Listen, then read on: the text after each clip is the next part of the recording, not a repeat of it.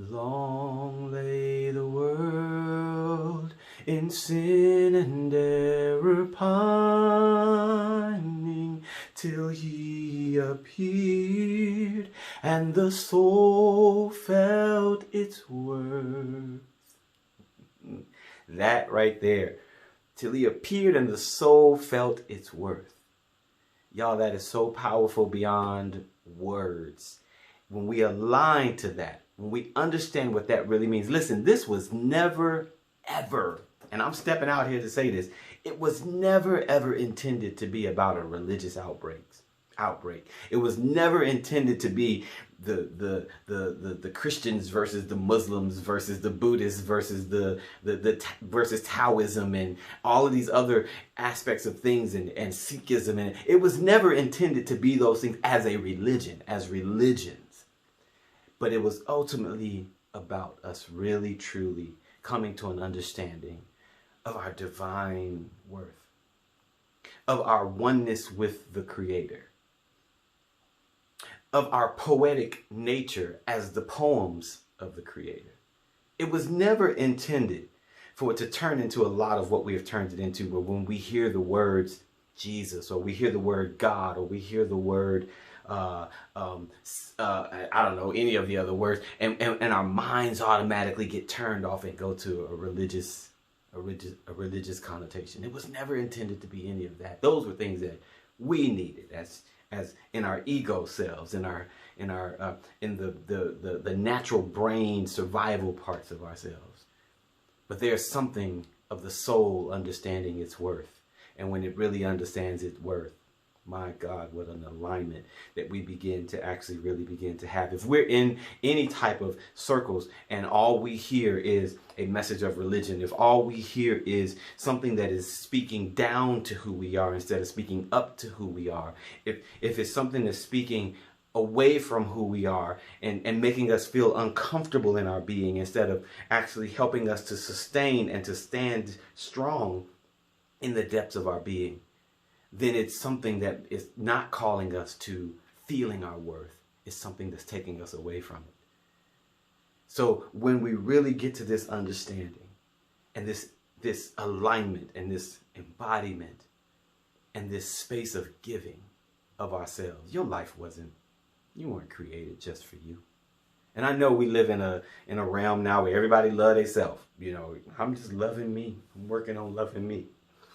And you got to love yourself, and we got to love ourselves first. And I get some of the conversations that people have around that, but I also get how we totally miss the mark of not truly just understanding the divine relational worth that is in all of us, even some of our worst enemies. That worth is still there, just covered up.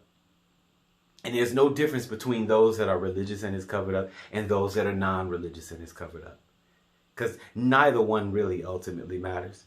Your most conscientious religion or your total disregard of it don't even matter. What really matters is your life expressed in love. Is your faith expressed in love? Is your giving expressed in love? Is your doing expressed in love?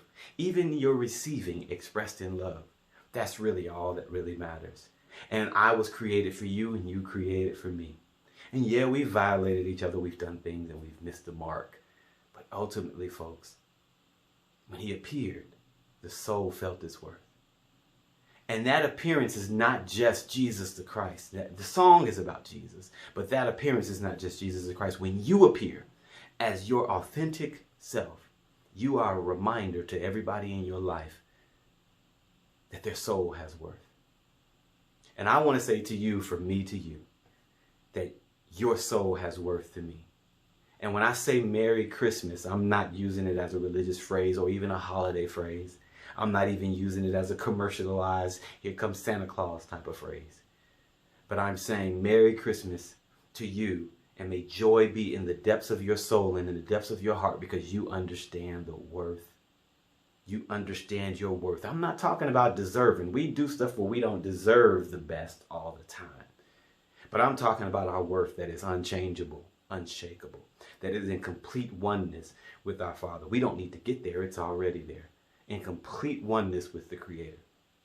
So as my wish to you, my Christmas wish to you, as I say Merry Christmas to you, I pray with all of the depths of my soul that the eyes of your understanding would be enlightened, that you would know the depths of who you really are. You matter. Your life matters. What you give matters.